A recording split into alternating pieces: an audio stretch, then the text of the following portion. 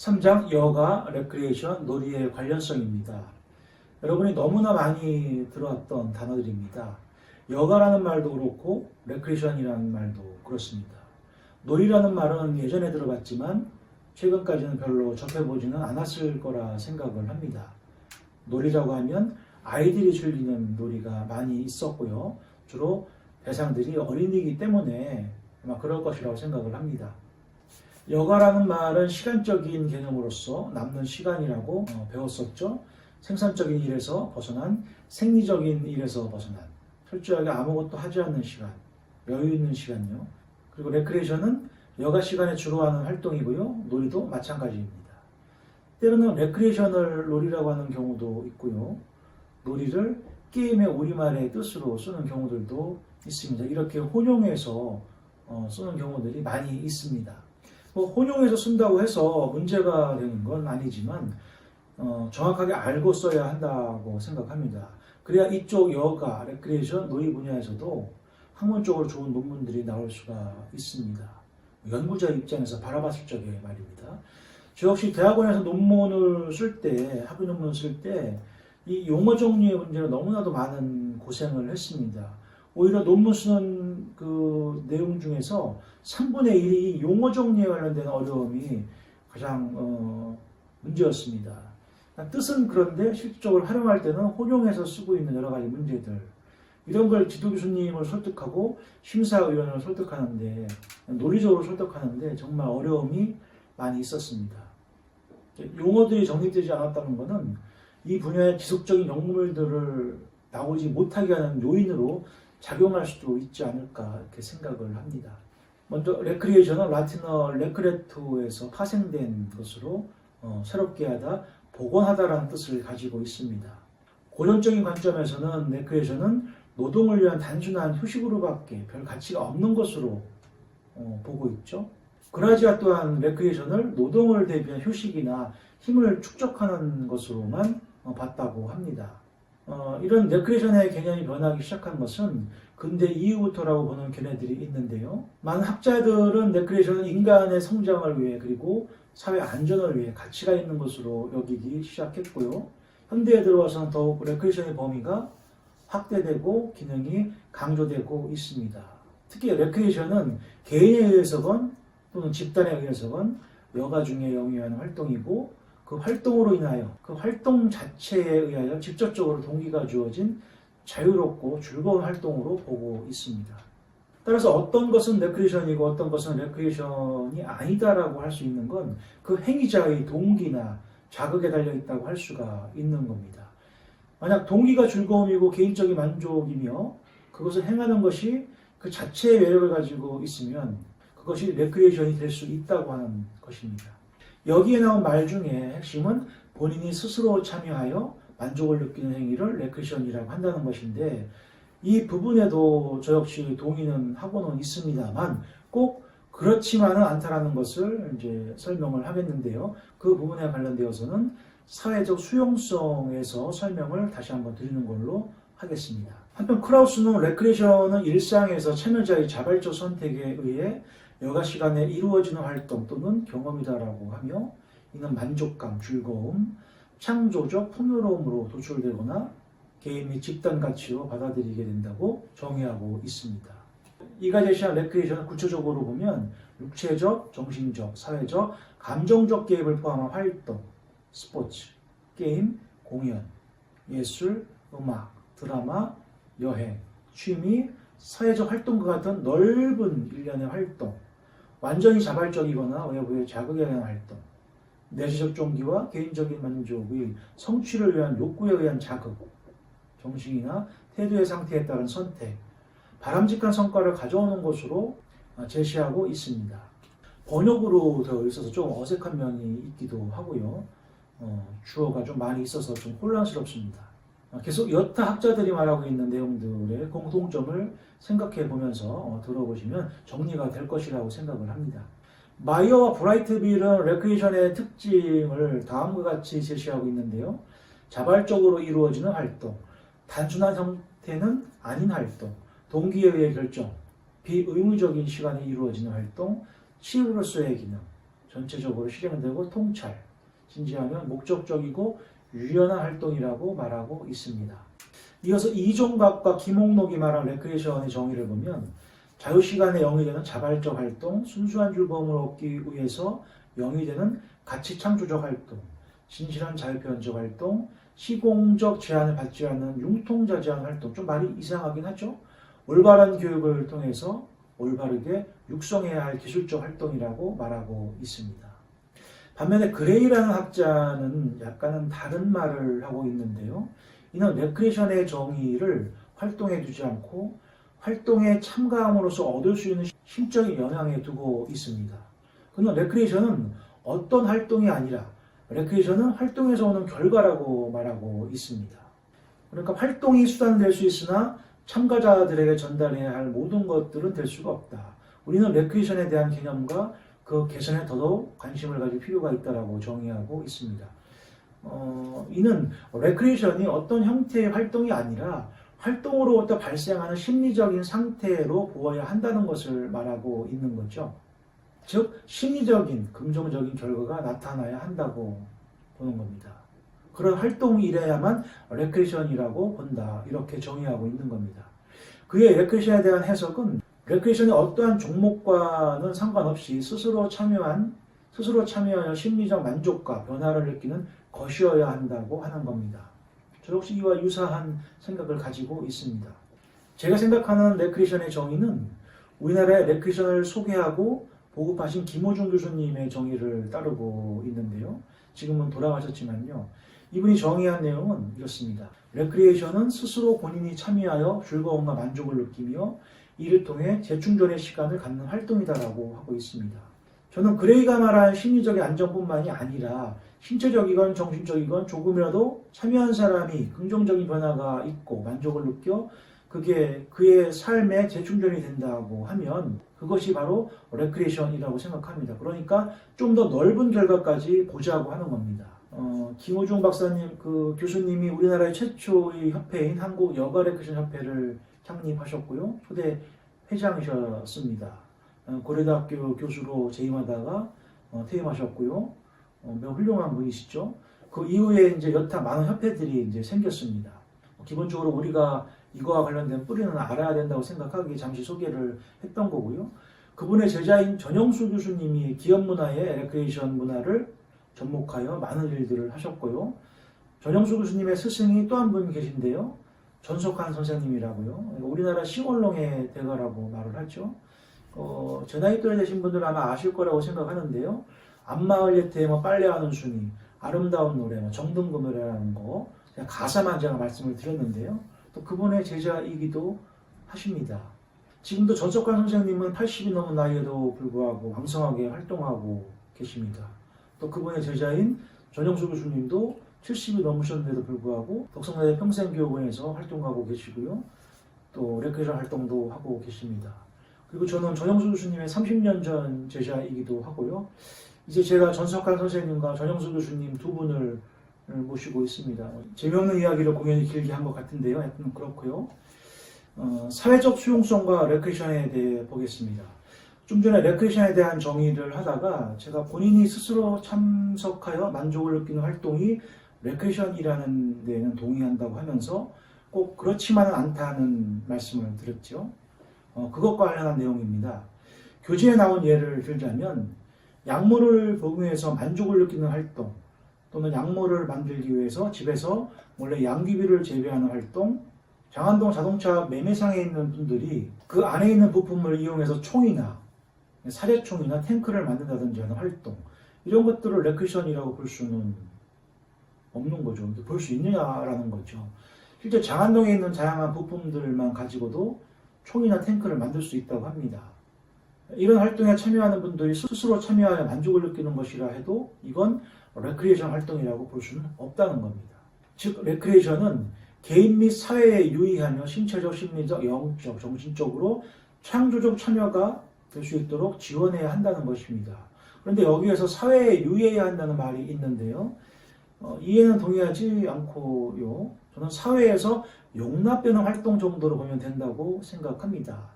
사회 유형 활동이라고 규정을 한다면 이건 역시 여가 시간에 이루어지는 심리적 안정과는 거리가 먼 스트레스로 작용될 수가 있을 거기 때문에 이건 아니라고 저는 개인적으로 생각을 합니다. 그냥 단지 개개인이 사회적으로 용납되는 레크레이션 활동에 참여하여 만족하면 되는 것이다 정도가 무난하다고 보는 겁니다. 핵심은 사회적 수용성이란 레크레이션 활동이 보편적으로 사회에서 용납되는 활동이어야 한다는 게 핵심입니다. 다음은 사회 제도로서의 레크레이션을 보겠습니다. 현대사회에서 레크레이션은 의미 있는 활동으로 이미 자리를 잡고 있습니다. 제도로서도 자리를 잡고 있고요. 즉 사회 구조 속에서 레크레이션이 집단 행동 형태로 이루어지는 많은 전통, 가치, 의사, 소통, 채널, 공적 관계 그리고 다른 제도적 측면까지 갖고 있습니다.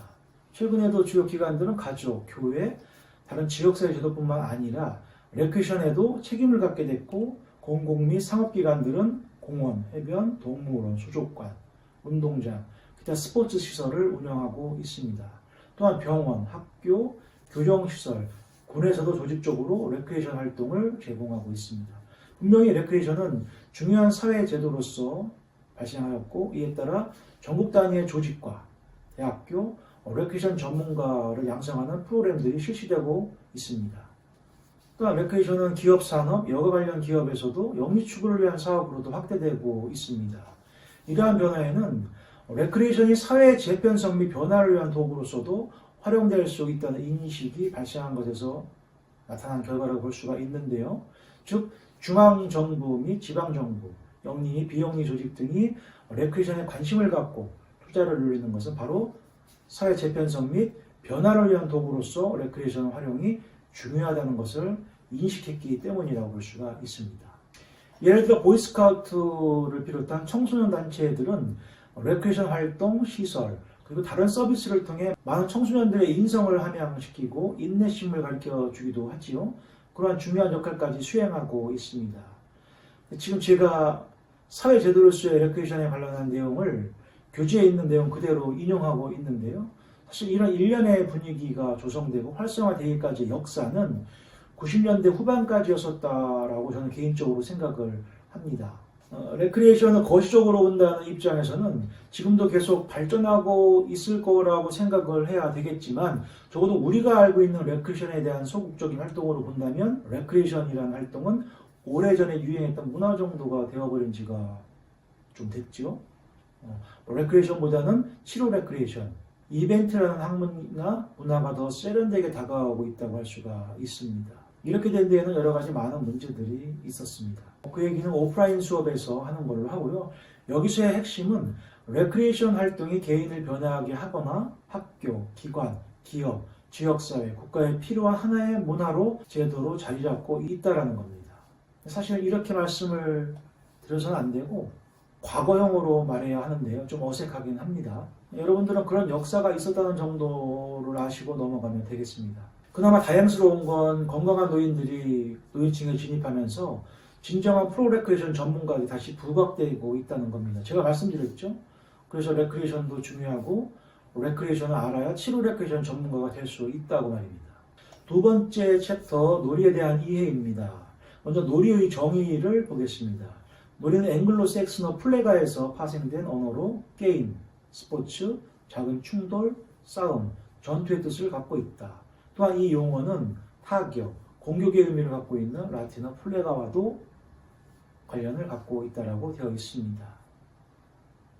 교재에 짧게 나와 있는 대로 말씀을 드리면 놀이는 레크레이션과 마찬가지로 자유와 만족을 강조하는 개념으로 자유롭고 자발적이며 비예측적인 성격을 가지는 활동이다. 다만 활동 자체에서 만족감을 찾아야 하며 결과나 목적 지향보다는 활동, 과정 또는 활동 그 자체가 주는 즐거움이 중요하다고 되어 있습니다. 맞습니다.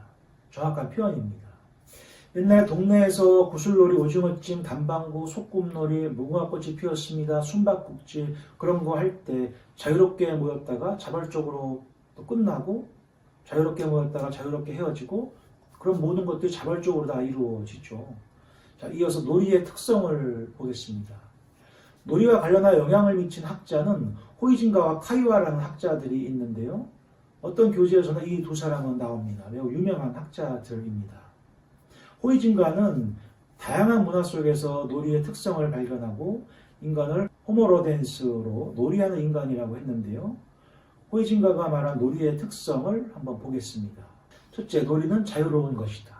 본능이나 명령에 의한 놀이는 놀이가 아니다. 둘째, 일상적인 또는 실제의 생활이 아니다. 즉, 놀이는 생물학적으로 유지되는 데 필요하거나 물질적 이해를 위해 이루어지는 것이 아니라 인생을 살아가면서 일어나는 가벼운 활력소 같은 것이다 라고 하고 있습니다. 셋째, 장소의 경이성과 시간의 한계성인데요. 즉 제한된 시간과 장소 속에서만 하는 것이다 라고 하고 있습니다. 먼저 놀이는 저절로 진행되고 저절로 끝나는 시간적 한계성을 가진다. 그리고 이것은 미리 구획되어 있는 공간, 놀이터 속에서 이루어진다는 것입니다.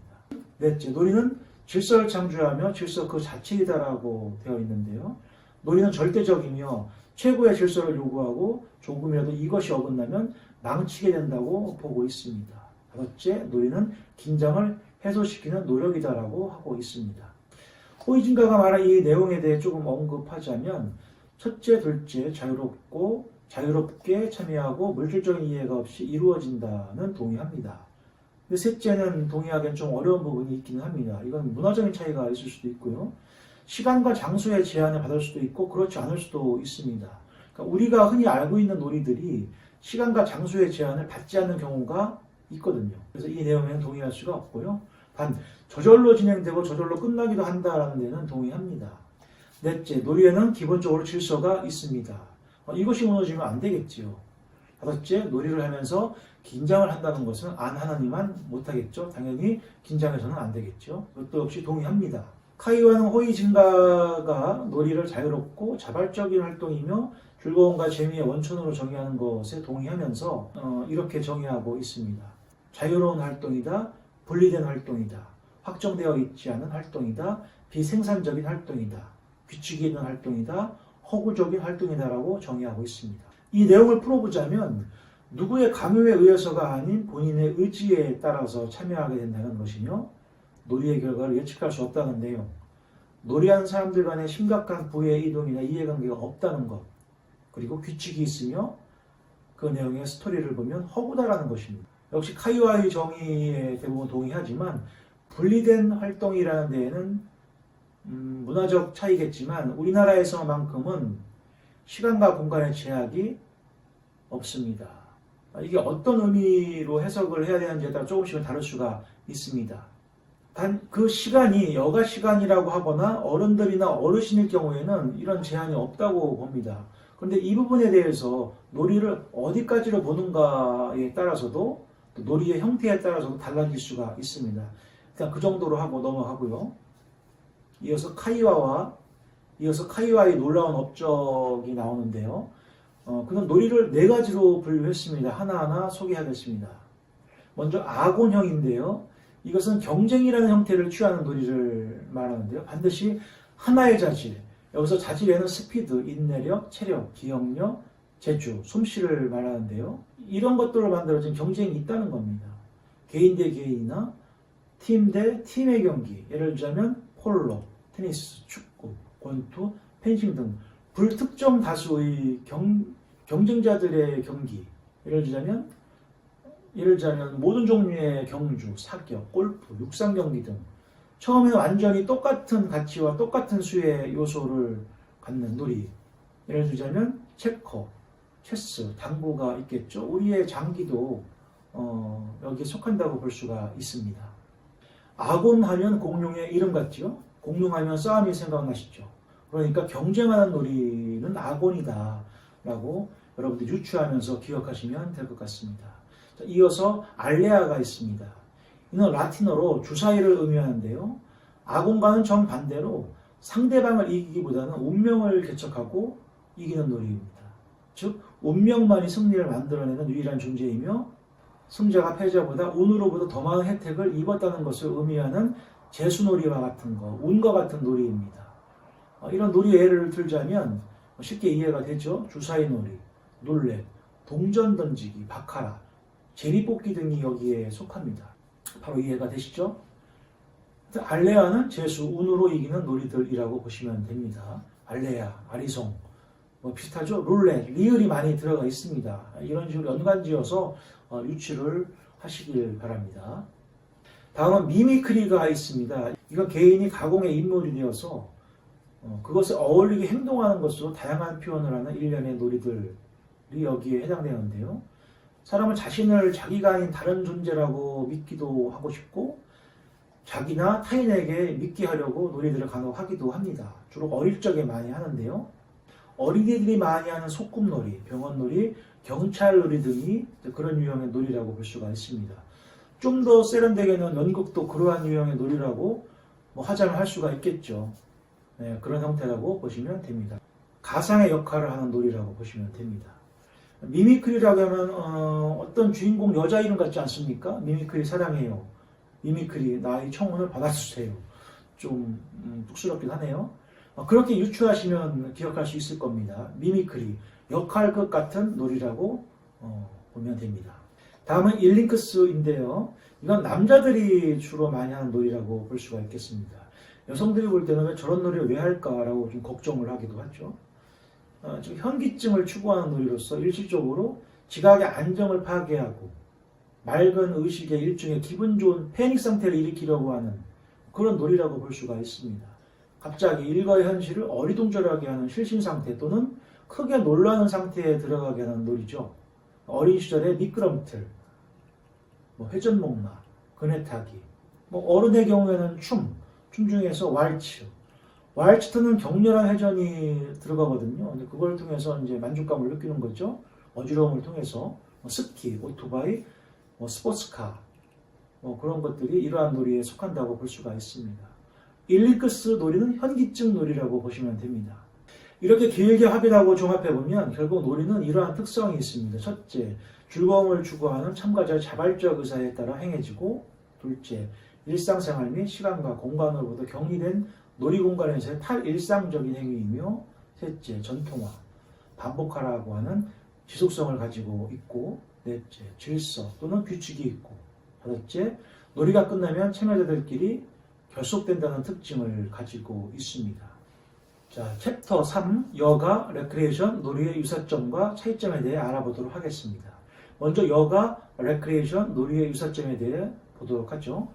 요즘에는 여가, 레크리에이션, 놀이는 서로 동일한 의미에 준하여 사용하고 있습니다. 여기에 이들 개념에 대한 어떤 구체적인 이해 없이 편의에 따라 사용되어 온 것도 있지만 이들 개념에서 발견되는 유사점이 그런 영향을 미쳤다고 볼 수가 있습니다. 분명히 그런 측면이 있기는 합니다. 가장 두드러지는 특성이 바로 자발적으로 즐긴다는 점이겠죠. 독서, 보드게임, 사진 촬영 등 각기 다른 형태지만 개인이 자발적으로 참여하고 즐기는 것들이라고 볼 수가 있죠. 이러한 공통 요소가 이들의 개념을 혼용해서 사용하게끔 한 요인이라고 볼 수가 있습니다. 제가 지금 말씀드린 이 내용이 역시 교재의 내용이고요. 조금이라도 아는 사람이라면 여가가 가장 큰 개념이고 다음이 레크리에이션 안에 포함되어 있는 것이 놀이라고 하는 것을 대부분 다 알고 있습니다. 이것과 관련하면 조금 다른 얘기를 하자면 예전에 레크리에이션 회사는 작은 회사이고 이벤트 회사는 큰 회사로 알고 있는 경향들이 있었습니다. 범주의 개념으로 보면 그건 잘못된 인식이죠. 레크리에이션에는 올림픽도 포함되는 겁니다. 이벤트라는 건 단어의 뜻 그대로 사건, 즉 매우 특별한 사건만 크게 부각시켜 이루어진 행사라고 보시면 됩니다. 이벤트가 큰 개념이 아닌데 그렇게 오해를 하는 경우들이 많이 있었거든요. 제가 서울에서 한참 활동할 때 대부분의 기업 행사 담당자들이 그런 인식들을 갖고 있었습니다. 그래서 레크리에이션 회사들이 상호를 이벤트라는 말을 붙여서 회사명을 개명하는 케이스들이 많이 있었습니다. 그러니까 아이러니한 일이었죠. 이벤트라는 말이 유행하기 시작한 건 1988년 서울올림픽이 끝나자마자 유행이 됐었습니다. 지금은 이벤트라는 말도 사실 시큰둥하지 않습니까? 이어서 여가, 레크리에이션, 놀이의 차이점에 대해 알아보도록 하겠습니다. 이들 용어의 개념을 살펴보면 어원이나 의미에서 차이가 분명히 있습니다. 많은 학자들은 여가를 레크리에이션, 놀이에 비해 상위 개념으로 보는 경향이 있습니다. 이건 맞는 말씀입니다. 제가 위에서도 말씀드렸다시피 저는 그렇게 분석하고 있습니다. 교재 레이너 또한 레크리에이션은 여가 시간에 이루어지는 활동이다라고 규정하고 있습니다. 그러니까 결코 여가와 레크레이션을 같이 보면 안 되는 거죠. 저는 그 책에 나와 있는 내용보다도 게임과 놀이와 경기에 대한 차이점을 말씀드리고자 합니다. 여가와 레크레이션에 대한 건 이미 말씀을 드렸고요. 정작 우리가 구분하기 어려운 것이 게임과 놀이, 경기의 차이점입니다. 우리나라식의 놀이에 대해 말씀을 드리자면 분명히 게임과는 다릅니다.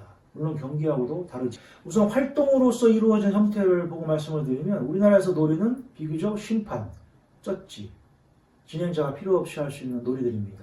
제가 다 그런 건 아니지만 비교적이라는 말씀을 드렸습니다. 무궁화 꽃이 피었습니다. 숨바꼭질, 단방구, 말똥놀이, 윷놀이, 소꿉놀이, 오징어찜, 기타 이러한 것들을 흔히 놀이라고 하는데요. 이때 전문가들이나 진행자들이 필요합니까? 심판이 필요합니까? 아니죠. 그냥 그들끼리 모여서 규칙과 정해져온 룰에 맞추어 즐기는 거죠. 그러나 레크리에이션 프로그램에 활용되는 게임들은 심판자, 진행자가 필요하죠. 물론 경기에도 심판은 필요합니다. 그리고 전문적인 선수가 필요하죠. 놀이와 게임의 룰과 경기도 다릅니다. 놀이와 게임은 룰이 언제든지 변할 수가 있고 상황에 따라서 응용할 수도 있습니다. 그러나 경기는 세계적으로 정해진 교본과 엄격한 경기 규칙이 있죠. 이건 절대 바꿀 수가 없는 거죠. 이런 차이점들이 있습니다. 여가와 레크레이션을 차이점으로 비교하기에는 놀이와 게임, 경기와 너무 급이 다르기 때문에 할 수가 없고요. 그러기에 여가와 레크레이션은 범주로서의 개념만으로 구분을 한 것입니다. 교재 마지막 즈음에 참여 대상으로서의 개념에는 여가와 레크레이션을 함께해서 구분을 하고 있는데요. 이건 정확한 구분입니다. 여가는 전 연령층에 해당된다고 나와 있는데요. 이건 이 자체가 사실 의미가 없지요. 여가는 그냥 시간적인 자유시간이기 때문에 당연한 겁니다. 남는 시간이니까요. 레크레이션은 주로 성인들의 활동이라고 되어 있고요. 우리나라에서 인식하고 있는 레크레이션의 기준으로 보면 그렇다는 말씀입니다. 놀이는 아동과 노인이라고 볼 수가 있습니다. 그리고 경기는 선수들이 주로 하는 거죠. 그러나 여기에서 말한 연령층에 의한 구분도 딱 떨어지는 구분은 아니고요. 역시 보편적으로라는 말씀을 드리겠습니다. 자, 여기까지 3주차 1교시 수업을 마무리하겠습니다. 2교시에 뵙겠습니다. 감사합니다. 3주차 2교시 수업을 시작하겠습니다. 여러분 잘 쉬었는지요? 가볍게 뭐라도 드시면서 보시길 바랍니다. 교재 4장으로 들어가겠습니다. 치루 레크레이션의 궁극적 가치입니다. 여가 시간을 즐기는 개인은 자아감을 충족하기도 하고 사회와의 교류, 사람들과의 교류를 통해 행복을 느낍니다. 많은 여가학자들은 여가 이점에 대해 신체, 인지, 정서, 사회적 이점을 얻는데 여가는 중요한 기여를 한다고 강조하고 있습니다. 이런 여가 시간에 여가 활동을 할 수 있는 사람은 충분히 여가를 즐길 수 있지만 여가 시간이 주어진다고 해도 이에 참여할 수 없는 여가 소외자들은 그렇게 할 수가 없습니다. 물론 어떠한 활동을 해야만이 여가를 즐기는 것이라고 할 수는 없겠지만 아무것도 안 하고 가만히 있는 것을 여가 활동이라고 하기에는 좀 곤란하겠죠. 무료함이 다가올 수도 있습니다. 이러한 집단을 특수한 인구 집단이라고 교재에서는 말하고 있는데요. 이들 집단을 특수한 집단이라고 할 때 이들에게 맞는 여가 활동이 개발되거나 응용되거나 기회를 제공하고 제공된 기회에 맞는 기술을 제공해야 한다고 봅니다. 그래야 인간으로서 한 사회의 구성원으로서 자기 삶을 살아가면서 또 여가 시간에 만족스러운 활동을 통해서 삶을 누릴 수 있기 때문에 그렇습니다. 우리나라 헌법은 모든 국민은 행복 추구권과 평등권을 법으로 구정하고 있습니다. 우리나라 국민이라면 누구나 행복해질 권리가 있으며 사회적으로나 문화적으로 그런 생활에서 차별을 받아서는 안 된다고 명시하고 있습니다. 그건 법으로 명시하고 있지 않아도 누구나 공평하게 누려야 되는 자유죠. 이는 여가 소외자인 특수인구 집단이 다양한 여가와 레크레이션 활동에 어떤 차별 없이 동등한 권리로서 참여할 수 있도록 보장되어야 한다는 것을 의미합니다. 이게 결국은 치료 레크레이션의 궁극적 목적이라고 할 수가 있습니다. 다시 말해서 치료 레크레이션의 궁극적인 목적은 선천적으로건 후천적으로건 신체, 정신, 정서, 인지의 문제나 장애로 인해 정상적인 여가 활동을 할 수 없는 사람들에게 여가 서비스를 제공함으로써 인간다운 삶을, 만족스러운 삶을 갖게 하는 것이라고 할 수가 있습니다. 결국 이는 치료 레크레이션의 정의하고도 맥은 거의 비슷하다고 볼 수가 있죠. 치료 레크리션의 정의를 다시 말씀드리기 전에 먼저 많은 여가학자들이 규정한 치료 레크리션의 정의를 살펴보도록 하겠습니다. 피터슨과 권이 1972년에 발표한 정의에는 개인의 성장과 발달에 의하여 그리고 신체, 정서, 사회적으로 바람직한 행동의 변화를 위하여 레크리션 서비스를 활동하는 의도적인 개입 과정이라고 말하고 있습니다. 이 정의가 공식적으로 치료 레크리션 정의라고 인정하고 있습니다. 여러분들 잘 기억하시길 바랍니다. 두 번째, 오모로가 1976년에 말한 내용인데요. 모든 사람이 치료적 전배성을 갖고 있는 레크리션의 특성을 경험한 것이라고 하고 있습니다. 이 얘기는 맞는 말이긴 한데요. 신체, 정신적으로 온전하게 보이는 사람이라고 해도 어딘가 부족함은 분명히 있을 수가 있습니다. 더더군다나 현대인들에게는 그런 문제들이 다양하게 나타나기 때문에 그럴 수 있습니다. 여기서 한 가지 아쉬운 건 의도적인 개입이라는 말이 들어가 있지 않다는 게 조금 아쉽습니다. 의도적 개입이라는 건 어떤 이가 느끼는, 그러니까 클라이언트의 욕구를 채워주기 위해 프로그램에 인위적으로 삽입하는 어떤 그런 것을 말하는 겁니다. 이와 같은 경우는 너무나 많이 있습니다. 운동을 시켜 신체적 기능을 향상시킨다든지, 정서적인 측면을 채워준다든지, 숫기가 없는 사람의 사회성을 향상시켜준다든지, 얼마 안 남은 생에 내가 하고 싶은 욕구를 채워준다든지 매우 다양합니다. 한 가지 미국에서 있었던 예를 들자면 6살인가요? 백혈병을 앓고 있는 시한부 남자아이가 있었는데요. 그 아이의 소원은 죽기 전에 본인이 배트맨이 되어서 악당들을 잡는 거였다고 합니다. 그 안타까운 소식을 들은 시카고 시장과 지역 주민들이 그 아이를 위해 거리에서 이벤트를 준비한 거죠. 길을 가던 여성을 괴한들이 추행하려고 하는 걸 연출했고, 그 소식을 들은 아이가 배트맨 복장을 하고 그곳에 출동하여 악당들을 잡고 여자를 구하는 의도적인 이벤트를 기획한 거였었죠. 그 상황이 끝나고 아이는 집에 돌아왔겠죠. 집에서 TV를 보던 아이가 깜짝 놀라는 거죠. 저녁 뉴스에 어린 배트맨이 나타나 추행을 하려 했던 괴한들을 때려잡고 여성을 구출한 이야기가 뉴스로 나오는 겁니다. 아나운서가 영웅이 나타났다고 대서 특필을 하는 거죠. 그거를 아이가 보게 된 거죠. 구출하는 상황까지 영상으로 아주 자세하게 보도를 한 겁니다. 그리고 그 이후에 대통령까지 나와서 영웅에게 경의를 표한다고까지 말을 전하고요. 그 아이는 그 뉴스를 접하고 깜짝 놀랐겠죠. 본인의 꿈도 이루어졌고 사람들이 나를 영웅으로 보고 있구나라는 생각을 하게 됐을 테고, 어린아이지만 어떤 생각을 하겠습니까? 열심히 살아야겠다까지는 좀 그렇지만 매우 긍정적인 몸의 변화가 일어났겠죠. 이 이야기는 오바마 때 이야기인데요. 몇 년이라도 그 아이가 살아있다는 소식을 들은 바 있습니다. 또 우리하고는 스케일이 많이 다르죠. 부럽습니다. 우리나라도 다이나믹한 나라라고는 하는데요. 미국도 재미있는 나라입니다. 하여튼 이게 치료 레크리션이라고 말하자고 하는 게 아니고요. 이런 게 의도적인 개입이라는 겁니다. 교재에서 말하는 학자들의 정의 그 내용을 요약한 중에 의도적인 개입이 핵심 요소라고 말하면서 전체를 요약하는 내용이 있는데요. 첫째, 클라이언트의 바람직한 행동 변화는 사회 구성원으로서 요구되면서 행복과 만족스러운 삶에 직결되는 행동으로서의 전환이다. 주어가 너무 길긴 깁니다. 둘째, 레크리션 서비스는 다른 전문 영역과 차별화를 갖는 것으로 레크리션이 목적이 아니라 수단으로서의 활동을 말한다. 셋째, 의도적인 개입 과정은 일시적이고 임의적인 활동이 아니라 개인이 바람직한 행동 변화를 위해 레크리션 서비스를 체계적으로 적용하는 것을 말하고 있습니다. 이 세 가지가 함축적으로 들어간 피터슨과 건이 말한 치료 레크리션 정의를 여러분들 꼭 기억하시길 바랍니다. 그러니까 여러분들이 치료 레크리션의 정의에 대해서 쓸 때도 꼭 의도적인 개입이란 말이 들어가야 한다는 것입니다. 다른 걸 잊어먹는다 하더라도 의도적인 개입이라는 말이 꼭 들어가야만 합니다. 치료 레크리션의 목적은 한마디로 적합한 여가생활 양식의 개발, 유지, 표현을 보다 쉽게 하여 여가 능력을 구축하는 데 있다입니다. 풀어 말하자면 여가생활 양식의 공통적 요소는 대부분 사회적 상호작용으로 구성되어 있으며 여가의 만족감을 얻는 데 중요한 요소가 되죠. 그런데 대부분의 특수인구 집단은 사회적 기술, 즉 사회성, 관계 형성들이 결핍되어 있기 때문에 치료 레크리에이션 전문가는 이제 사회적 상호작용을 만족시키기 위해서, 때로는 길러주기 위해서 적절한 사회기술을 향상시킬 수 있는 프로그램으로 서비스를 제공하고 있습니다. 그러니까 의도적으로 그런 프로그램들이 필요한 거죠. 의도적으로 그런 프로그램을 만들기도 하고요. 또한 여가 활동에는 각각 다른 역량을 갖고 있는데, 이러한 역량이 연관성을 갖고 있는 활동 기술을 가질 때 균형 있는 여가 생활 양식을 가질 수 있다고 보는 겁니다.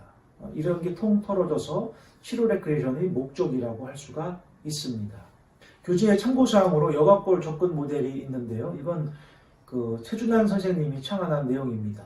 홀로 정신형, 홀로 신체형, 함께 정신형, 함께 신체형이 있습니다.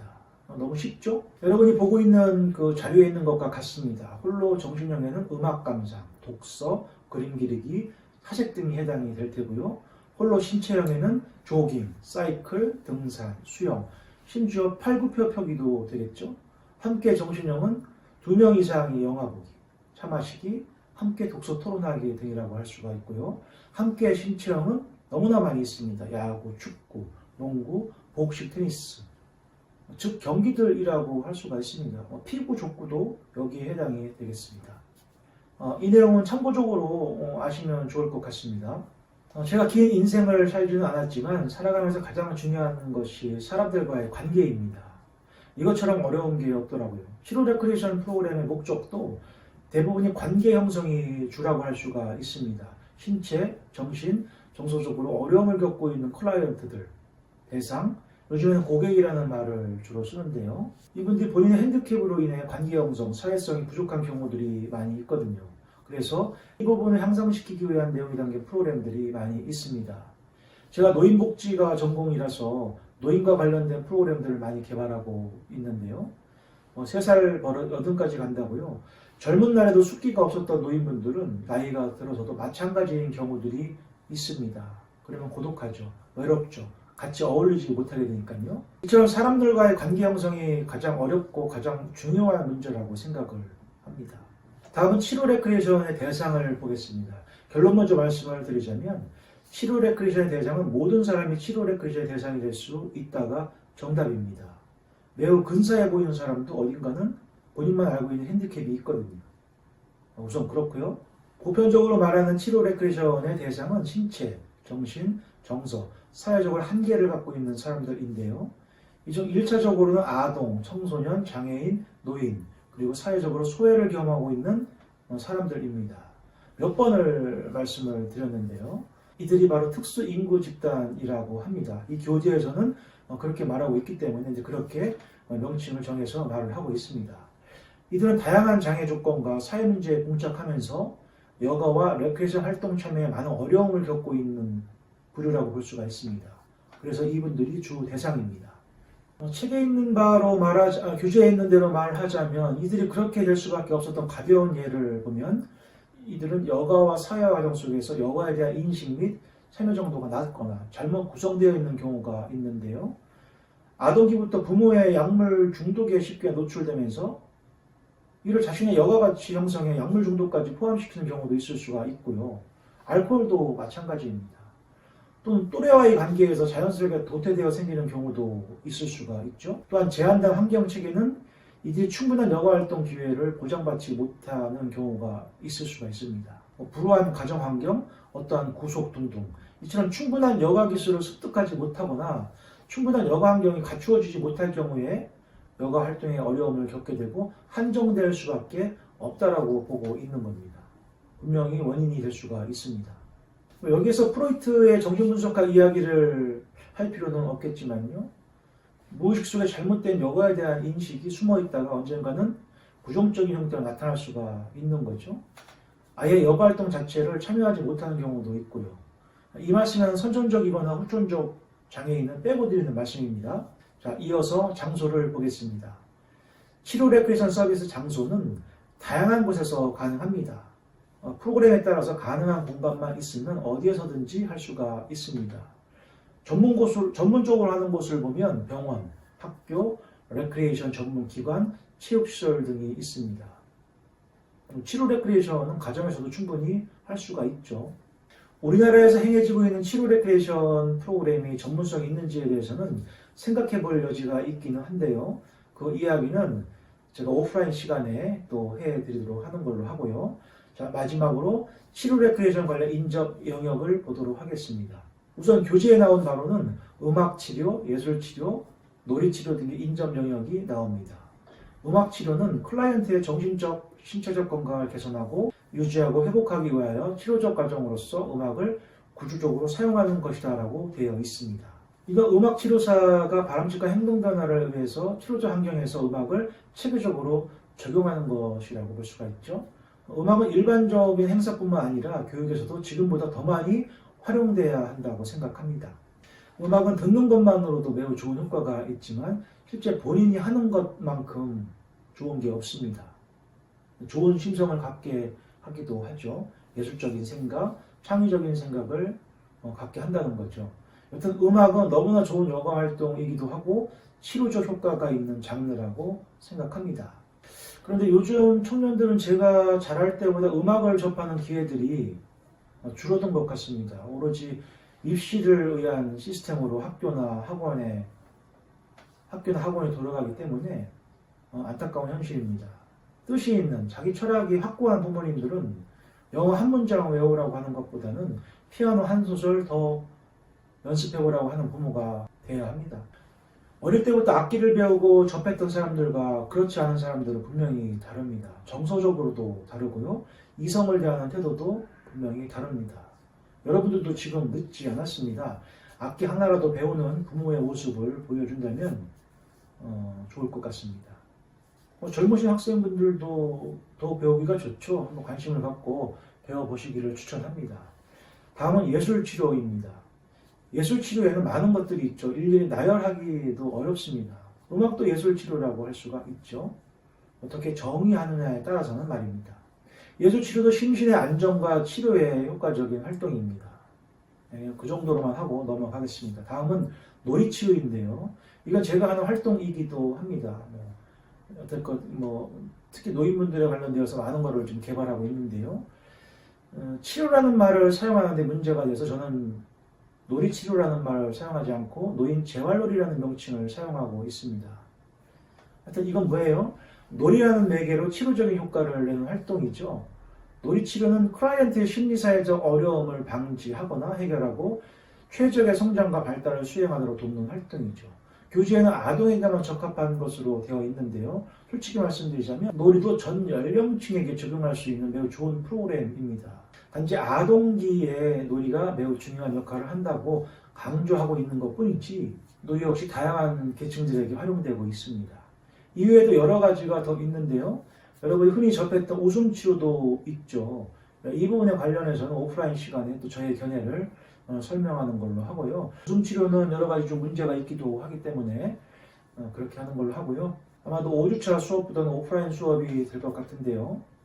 그때는 여러분들의 친교를 위한 관계 형성 프로그램 하나 정도를 실제 해보고요. 상황에 따라서 교재 챕터 5장 여가 능력 모델로 여가 능력 모델의 가정, 여가 능력 모델의 강점, 여가 능력 모델의 원칙, 챕터 6장 여가 능력 모델의 주요 서비스로 기능적 개입 서비스, 여가 교육 서비스, 레크레이션 참여 서비스를 수업하도록 하겠습니다. 이것으로서 3주차 수업을 모두 마치겠습니다.